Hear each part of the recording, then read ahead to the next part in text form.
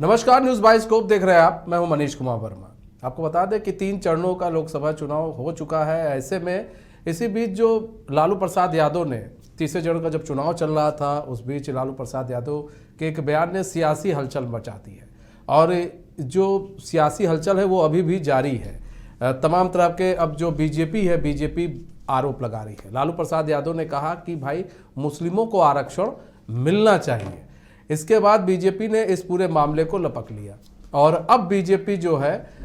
इंडी गठबंधन पर आरोप लगा रही है। बीजेपी का कहना है कि इंडी गठबंधन ये चाहती है,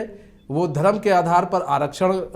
के बारे में सोच रही है, जो कि ये लोग संविधान के खिलाफ होकर काम कर रहे हैं। जो संविधान में लिखा हुआ है, संविधान में लिखा हुआ है कि भाई जो आरक्षण है वो धर्म के आधार पर नहीं दिया जाएगा, लेकिन जो इंडी गठबंधन है वो धर्म के आधार पर आरक्षण देना चाहती है। अगर इंडी गठबंधन आ गई तो धर्म के आधार पर आरक्षण देगी। इसको लेकर पीएम मोदी लगातार जो है वो भी रैलियों में कहते हैं कि जो इंडी गठबंधन है वो आरक्षण को ख़त्म करना चाहती है और ओबीसी आरक्षण वो ओबीसी आरक्षण जो है वो उनके आरक्षण को लेकर किसी और एक धर्म विशेष को देना चाहती है, अपने चहेते जो धर्म है उनको देना चाहती है। इस तरह के आरोप भी पीएम नरेंद्र मोदी वो लगाते हैं। वहीं पीएम नरेंद्र मोदी ये भी कहते हैं कि हम आरक्षण की बात करते हैं, हम चाहते हैं गरीबों को आरक्षण मिले, हम चाहते हैं मजदूरों को आरक्षण मिले, हम चाहते हैं किसानों को आरक्षण मिले, चाहे वो किसी भी धर्म के क्यों ना हो। फिलहाल इसी पूरे मामले पर आज हम बहस करेंगे। हमारे साथ हमारे जो वरिष्ठ सहयोगी हैं वो जुड़े हुए हैं, राकेश रंजन जी। हमारे साथ बिहार के संपादक एस के राजीव जी भी जुड़े हुए हैं। सबसे पहले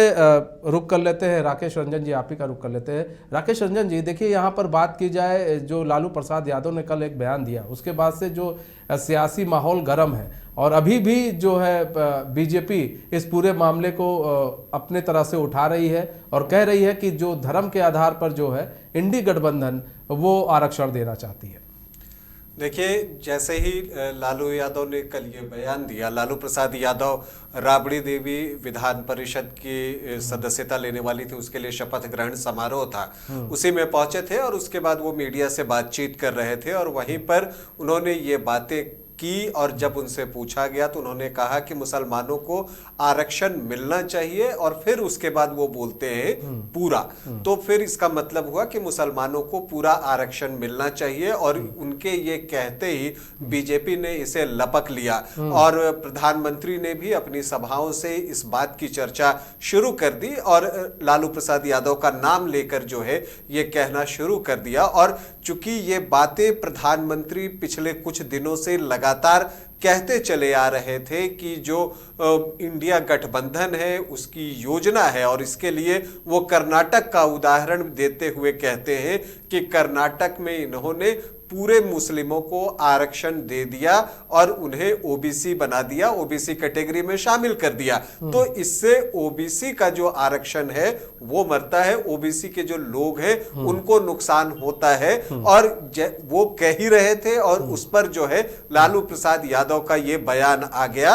और उसको एक मौके की तरह लपकने के बाद प्रधानमंत्री ने ये बात उठाई और यही वजह है कि ये बयान देने के कुछ घंटों के बाद जो है लालू प्रसाद यादव इस बयान को वापस लेते हैं और फिर उस वक्त वो कहते हैं कि धर्म के आधार पर आरक्षण नहीं होता, इसका आधार जो है वो सामाजिक होता है और ये याद दिलाना नहीं भूलते कि उन्होंने जो है मंडल कमीशन लागू करवाया था। तो ये बातें जो है लालू यादव कहते हैं। तो आप एक तरह से देखते हैं कि लालू यादव ने यहां अपने बयान से पलटी मारी, मतलब उन्होंने एक यू टर्न लिया। अब क्यों लिया ये यू टर्न, ये भी बहुत महत्वपूर्ण है और इसके अपने कारण भी हैं, उस पर भी हम चर्चा करेंगे। लेकिन अभी जो बात सामने आ रही है, जो साफ साफ दिख रहा है वो ये दिखता है कि चूंकि चुनाव का दिन था, तीसरे फेज की वोटिंग हो रही थी और चुनाव हो कहां रहे थे, बिहार में चुनाव हो रहे थे कोशी और सीमांचल के इलाके में। कुछ वैसे भी इलाके थे जहां मुस्लिम वोट जो है वो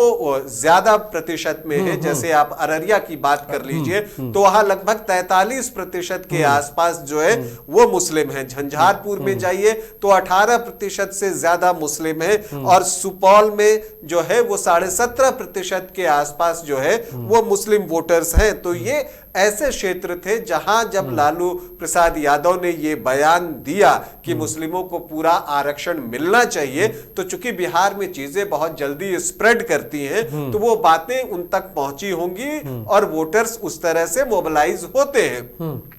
लेकिन दोपहर होते होते तक ये बात साफ हो गई थी कि इसका नुकसान होने जा रहा है जब प्रधानमंत्री ने ये बात उठा ली और इस वजह से जो है लालू यादव को इस बयान को वापस लेने को मजबूर होना पड़ा। अच्छा, एसके राजीव जी, जिस तरह से पहले तो बयान देते हैं लालू प्रसाद यादव, फिर उस बयान से पलटी मार जाते हैं। पहले तो दिखाते हैं एक धर्म विशेष के लिए अपना प्रेम दिखाते हैं क्योंकि MY फैक्टर पे पूरा RJD चलता है, उसके बाद पलटी मार जाना, कहीं ना कहीं वो भी समझ गए थे कि ये जो उन्होंने कह दिया है वो ठीक नहीं है, इसको कहना नहीं, इसे तो करना था। मतलब यही मंशा है इन लोग की क्या? नहीं, देखिए मनीष जी, राजनीति में राजनेताओं का बयान से जो है वो पुराना रिश्ता रहा है और खास करके लालू प्रसाद यादव जैसे नेता जो अपने बयानों के लिए ही अक्सर सुर्खियां बटोरते रहे हैं 1990 से लेकर के, और उसी की बदौलत वो बिहार में राज भी वो करते रहे हैं। देखिए, दरअसल में कल जो लालू प्रसाद यादव ने बयान दिया है, ये बयान कोई उनका नया बयान नहीं है और कोई सोचा समझा ये दिया गया बयान ये नहीं है, क्योंकि अगर आप देखेंगे लालू प्रसाद यादव के पूरे राजनीतिक कैरियर को तो मैं समीकरण पर ही वो पूरी तरीके से जिंदा है। और मैं समीकरण का उन्होंने नारा भी दिया था, उसका सीधा मतलब है मुस्लिम यादव समीकरण। और जो लगातार बीजेपी तुष्टिकरण की जो सियासत करने का आरोप जो लगाती रही है लालू प्रसाद यादव पर, उसको भी आप इस कड़ी से जोड़कर देख सकते हैं। तो लालू प्रसाद यादव ने कोई नया बयान नहीं दिया है। उनको ये चीज पता है कि बिहार में 17 और 14% यादव और 17% मुस्लिम, इसके सहारे वो बिहार में राज करते आए हैं। और कुछ जो ओबीसी या फिर जो अदर जो अनुसूचित जाति और SC ST के जो वोट हैं वो उनको मिलता रहा, जो कि इन दिनों आपको JDU और बीजेपी के साथ है। तो ये चीज पता है लालू प्रसाद यादव को कि अभी जो 3 राउंड का चुनाव हुआ है, उस चुनाव का क्या चुनाव परिणाम आएगा ये भी उनको पता है। वही दूसरी तरफ वो ये चीज उनको ये जानते हैं कि वाकई में अगर धर्म को राजनीति से जोड़ा जाए, जो कि देखिए धर्म की क्या व्याख्या है ये चीज बीजेपी पूरी तरीके से बताती आ रही है। और ये चीज लालू प्रसाद यादव को पता है कि किस तरीके से धर्म के सहारे बीजेपी जो है अपनी चुनावी बेहतरनी पार करती है। अभी आप देख लीजिए कि आज से 4 दिन पहले नरेंद्र मोदी फिर से राम के दरबार में गए अयोध्या, वहां जाकर के उन्होंने मत्था टेका। तो ये चीज पता है कि धर्म के सहारे ही चुनावी बेहतरनी बीजेपी अपनी पार करेगी। तो भाई अगर वो हिंदू तुष्टिकरण की सियासत बीजेपी करती है तो लालू प्रसाद यादव मुस्लिम तुष्टिकरण की सियासत करते हैं। और रही बात की वो बैकफुट पर आते हैं, मुझे लगता है कि मनीष जी आपने उनके पूरे बयान को नहीं सुना है। लालू प्रसाद यादव कभी भी बैकफुट पर इस मुद्दे को लेकर आ ही नहीं सकते हैं, क्योंकि उनको ये चीज पता है कि आने वाले दिनों में हो सकता है कि इस लोकसभा चुनाव में उनको बहुत ज्यादा सीटें नहीं मिले, हो सकता है केंद्र में यूपीए की सरकार नहीं बने, लेकिन उनका जो टारगेट है वो 2025 का बिहार विधानसभा चुनाव है। और यही वजह है कि अभी तक लगभग 117 से ज्यादा चुनावी सभा को सिर्फ तेजस्वी यादव संबोधित कर चुके हैं, क्योंकि उनके टारगेट पर पूरे तरीके से है कि अपने बेटे तेजस्वी यादव को 2025 में उनको मुख्यमंत्री बनाना है। और यही वजह है कि उन्होंने सीधे तौर पर मुस्लिम को लेकर के एक बयान दिया। उन्होंने एक बयान और दिया जो उस पूरे बयान को आप सुनिए। उन्होंने यह कहा कि भाई ओबीसी को जो आरक्षण मिला उसके दायरा को बढ़ाने में मेरी बड़ी भूमिका रही है। और वाकई में आप देख लीजिए 1990 के 94 के दौर में जब बीपी सिंह की सरकार बनी थी केंद्र में, तो उसमें लालू प्रसाद यादव की उसमें बड़ी भूमिका थी, जिसमें मंडल आरक्षण की सिफारिश की गई थी। आप पूरे उसको उल्टा करके पढ़िए, उसमें लालू प्रसाद यादव सबसे बड़े अगुवा नेता थे उसके, और उन्होंने ही सबसे ज्यादा इंफेसिस दिया था इस पर कि भाई मंडल आरक्षण की सीमा जो है उसको बढ़ाई जाए। तो लालू प्रसाद यादव ने कल 1 मिनट 27 सेकंड का टोटल बाइट दिया है और उस बाइट में उन्होंने तमाम बातें कही है। उन्होंने कहा कि भाई ओबीसी के सबसे बड़े हिमायती अगर कोई है तो लालू प्रसाद यादव है, और आज नरेंद्र मोदी तो संविधान को खत्म करना चाह रहे हैं। उसके बाद उन्होंने कहा कि भाई मुस्लिम को भी धर्म के आधार पर जो है वो आरक्षण मिलना चाहिए, क्योंकि आपको पता है कि आज से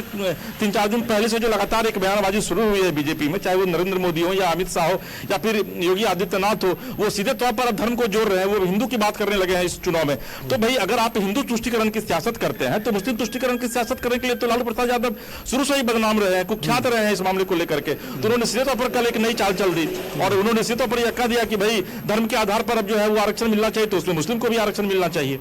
जी मनीष जी, नहीं,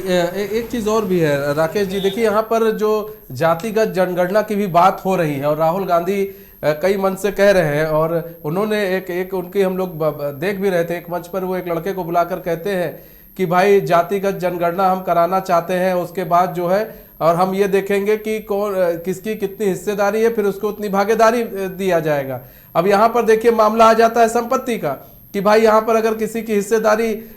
2% मतलब 50% है और वो जो है उसकी संपत्ति 2% है, तो उसको वो कहेगा नहीं हमें जी 50% संपत्ति दी जाए, मतलब वो 50% संपत्ति कैसे पालेगा? तो कहीं ना कहीं तो कुछ तो खेला फिर होगा फिर यहाँ पर। तो क्या संविधान को बदला जाएगा यहाँ पर? इसी चीज को लेकर पीएम नरेंद्र मोदी बार बार इस मुद्दे को उठा रहे हैं। देखिए, बिहार में जाति आधारित गणना हो चुकी है और वहां जो है जब आरजेडी और जेडीयू सरकार में थी, बीजेपी ने भी समर्थन किया था और उसके बाद जो है जाति गणना हो चुकी है, उसके रिजल्ट भी जो है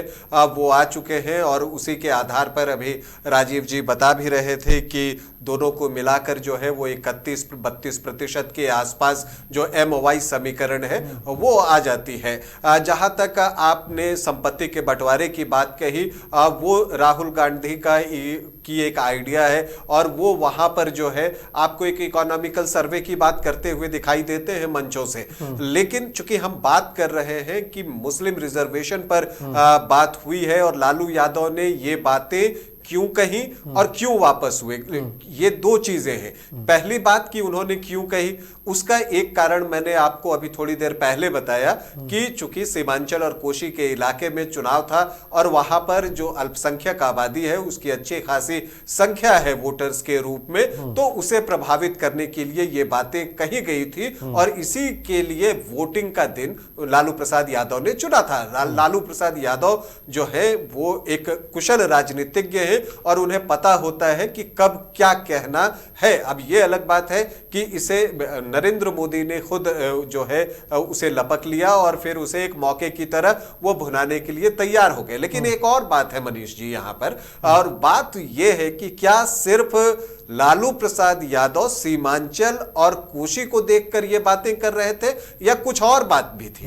देखिए, कहीं बेटियों की चिंता तो नहीं, क्योंकि अब आप अगर सारण की तरफ जाते हैं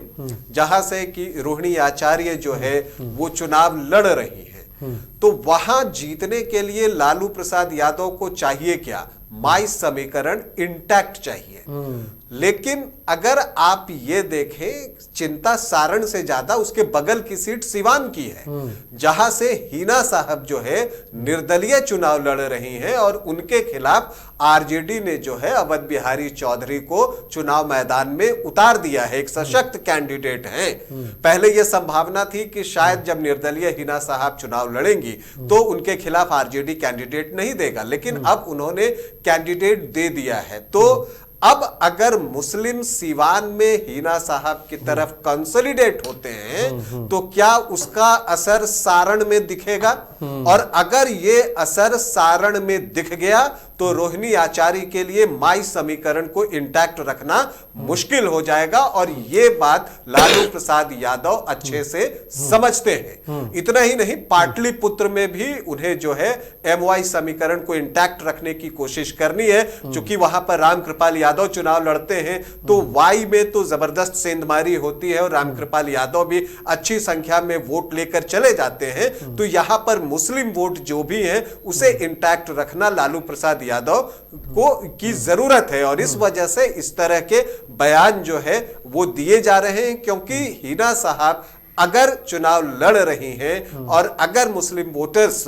इसे इस तरह से लें कि हाँ हिना साहब की मदद जो है आरजेडी ने नहीं की, क्योंकि आरजेडी ने जो 23 टिकट बांटे हैं इस बार उसमें से सिर्फ 2 मुस्लिम प्रत्याशी हैं। आमतौर पर ऐसा होता नहीं है, तो मुस्लिमों में इसे लेकर एक थोड़ा सा असंतोष भी है। यह बात अलग है कि बीजेपी के खिलाफ उन्हें किसी को वोट करना है जो बीजेपी को हरा सके, तो जहां आरजेडी जो है क्लोजर क्लोजेस्ट राइवल है वो उसको वोट करते हैं, लेकिन जहां पर ट्रायंगुलर फाइट बन रही है या एक असंतोष होने का एक और असर जो पड़ता है मनीष जी, वो ये पड़ता है कि बहुत इंटेंसिटी के साथ वो वोट करने नहीं जाते, और अगर वो इंटेंसिटी कम हो गई तो इन 2 सीटों पर भी परेशानी हो सकती है, और लालू प्रसाद यादव को इस बात का ध्यान था। लेकिन वही जैसा मैंने आपको कहा कि दोपहर तक ये पता चल गया कि ये चाल उल्टी पड़ सकती है, और यही वजह है कि वहां से यू टर्न मारने को मजबूर हुए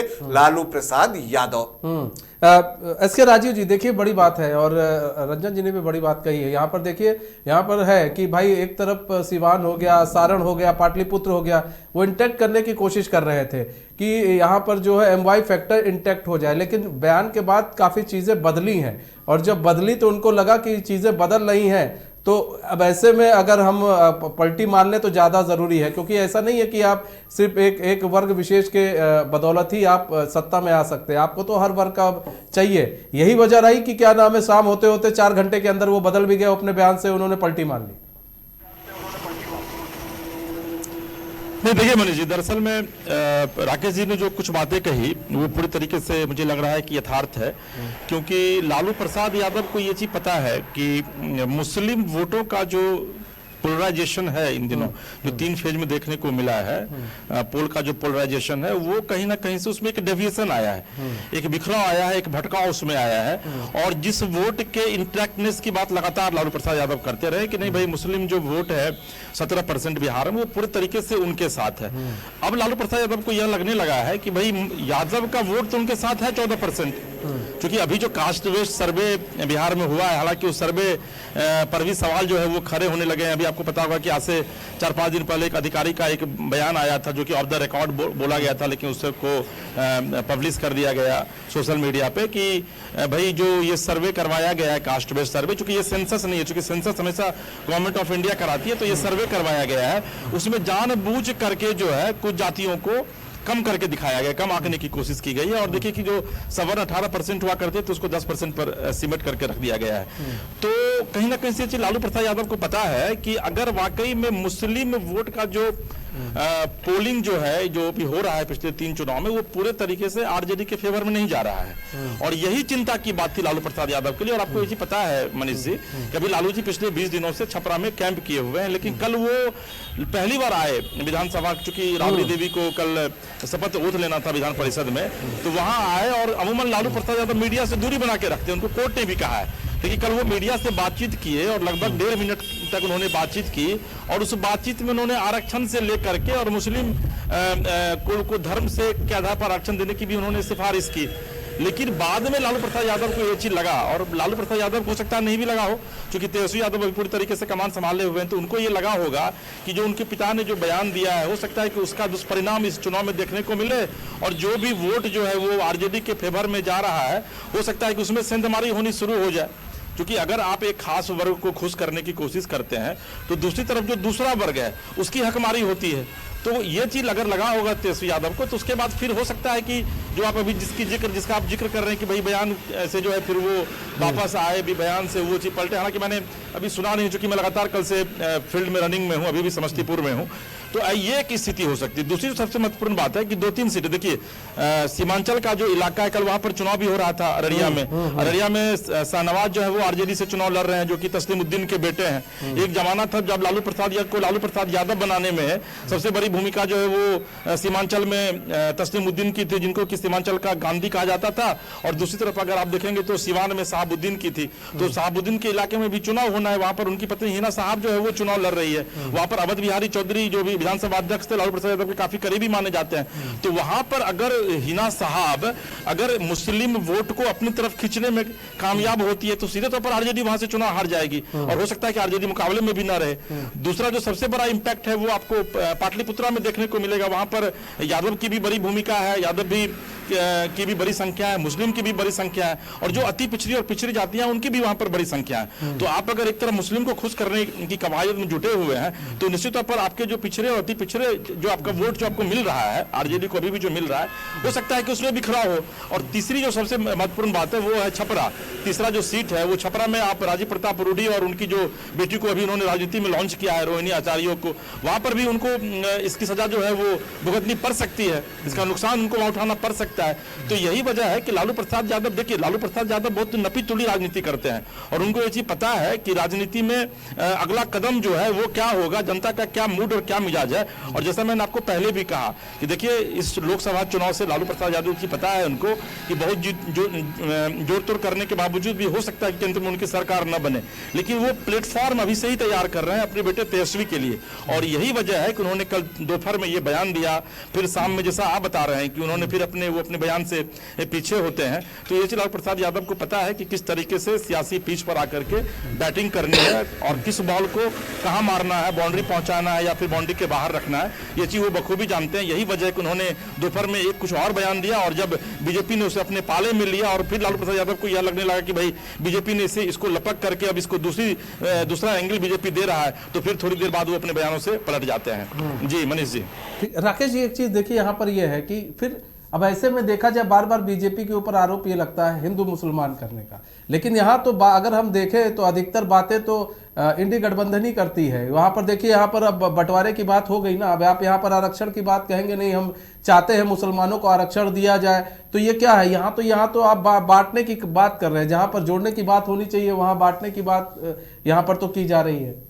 देखिए, प्रधानमंत्री नरेंद्र मोदी ने जो आशंका जाहिर की थी कुछ दिनों पूर्व से ही, वो लगातार सभाओं में इन बातों को कह रहे थे, कर्नाटक का उदाहरण देकर कि जो इंडिया गठबंधन है उसका जो इरादा है वो ये है कि वो मुस्लिमों को ओबीसी में शामिल कर आरक्षण दे। अब लालू प्रसाद यादव ने जो ये बात कह दी उससे वो बिल्कुल मैच करता हुआ दिख गया और मुझे लगता है कि इससे जो है एक संदेश ये जाता है कि हाँ, प्रधानमंत्री जो कह रहे थे वो सही कह रहे थे, भले ही आप पलट गए। लेकिन देखिए, पलटने के पीछे जो एक बात अभी राजीव जी ने कही, उसे ही थोड़ा सा और जो है विस्तार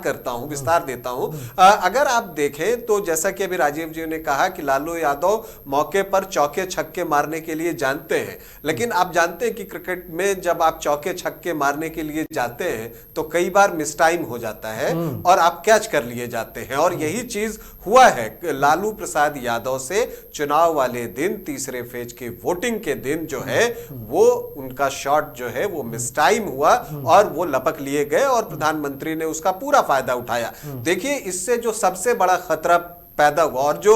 जैसा कि राजीव जी ने शुरू में कहा था कि लालू प्रसाद यादव ऐसा बहुत कम होता है कि अपने बयान से वापस होते हैं या अपने स्टैंड से वापस होते हैं, तो एक बड़ा कारण यह आता है कि आखिर उनकी वापसी क्यों हुई। तो दो कारण पे हम चर्चा कर चुके हैं कि सीमांचल कोशी में चुनाव था जहां की अल्पसंख्यक वोटर्स की संख्या ज्यादा है। फिर हमने बात की कि देखिए वहां पर हिना साहब का फैक्टर भी आ रहा है जिसकी वजह से सारण और पाटलिपुत्र डिस्टर्ब हो सकता था, इस वजह से उन्होंने ये बयान दिया। अब वापसी पर अगर हम बात करते हैं कि क्यों की, तो एक बात और है कि MY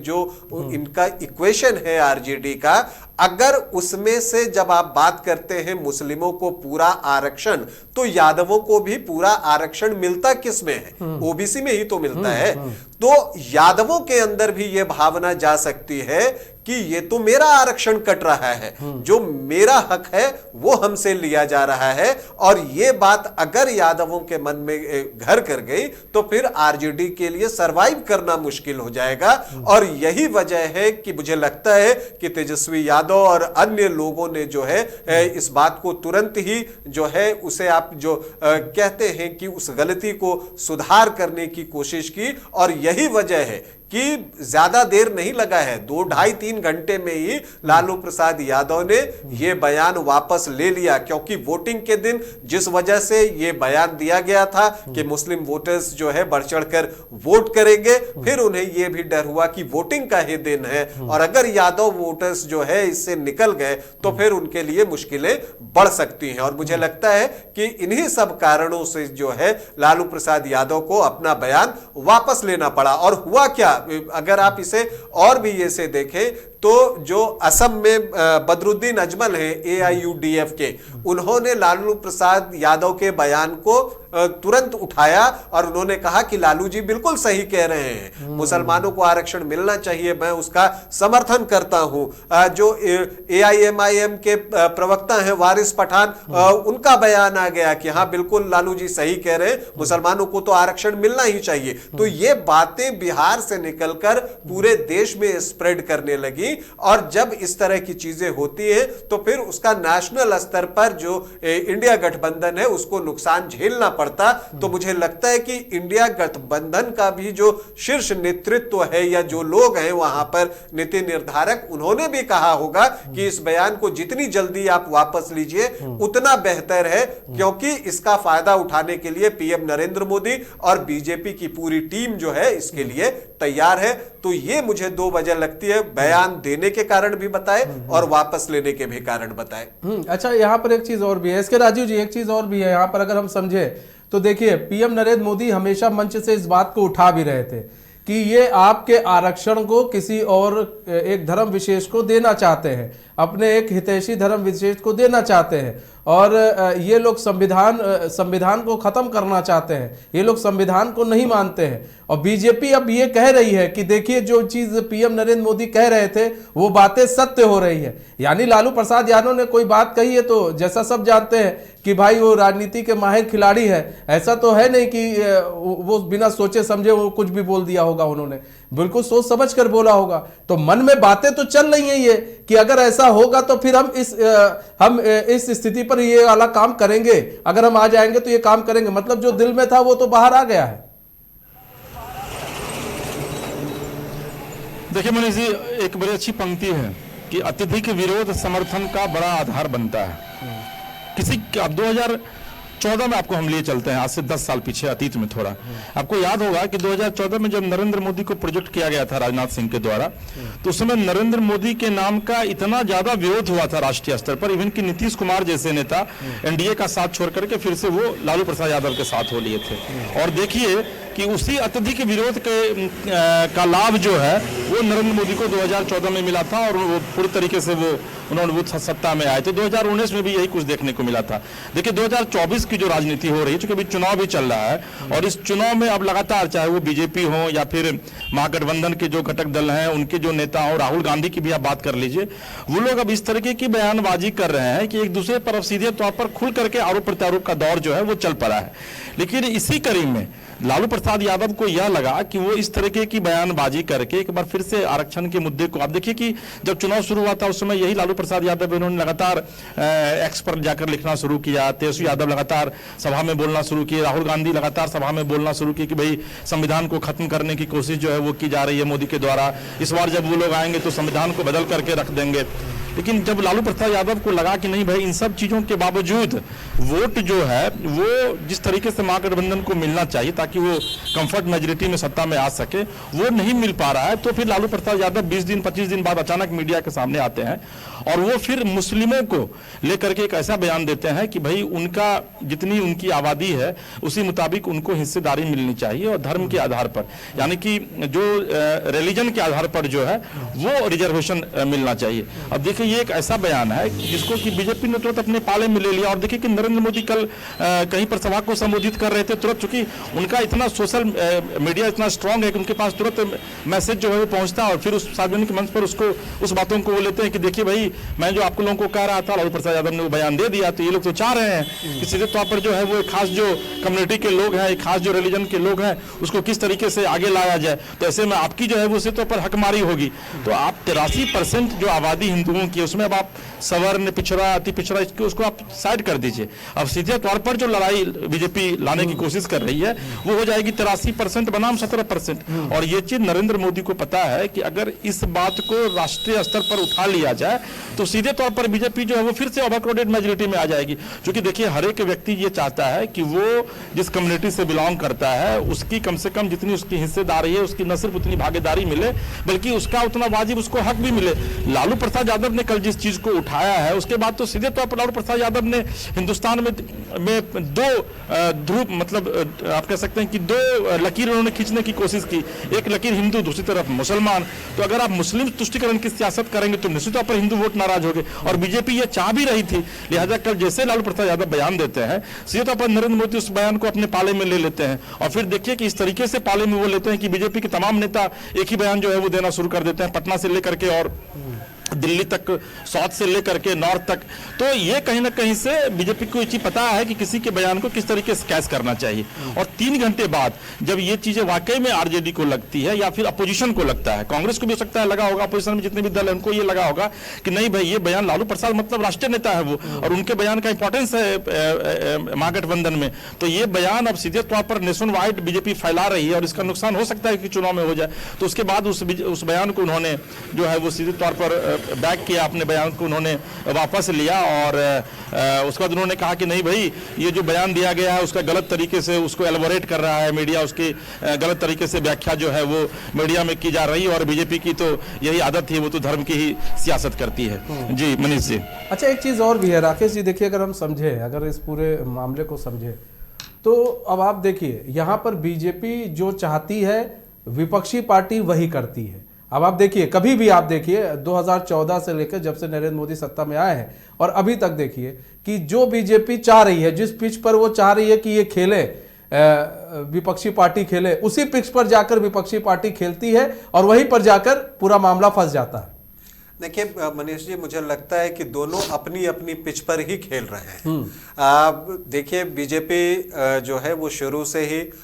हिंदुओं की बात करती रही है, ये कोई नई बात नहीं है, तो वो अपने पिच पर खेल रही है। और जहां तक आप जानते हैं कि आरजेडी या बाकियों की आप बात करते हैं तो आप हमेशा माई समीकरण की बात करते हैं, मतलब मुस्लिम वहां पर पहले से ही है, तो दोनों अपनी पिच पर ही खेल रहे हैं, बस इक्वेशन बदल रहा है। और कई बार होता है कि लोगों की सोच बदलती है तो उसका असर भी जो है चुनाव परिणाम पर पड़ता है, और यही वजह है कि नेता जो है इस चुनाव के मौके पर जनसभाएं करते हैं और अपनी पिच पर जो वो खेल रहे होते हैं उन बातों को अपने वोटर्स तक पहुंचाते हैं। जो बेहतर ढंग से अपनी बातों को पहुंचाता है उसकी बातें मान ली जाती हैं, और यही हो रहा है। पिछले 2 चुनाव से नरेंद्र मोदी ये समझाने में कामयाब रहे हैं। नहीं तो इससे पहले अगर आप ये समझिए कि अगर कोई जान ले कि हमें नुकसान हो रहा है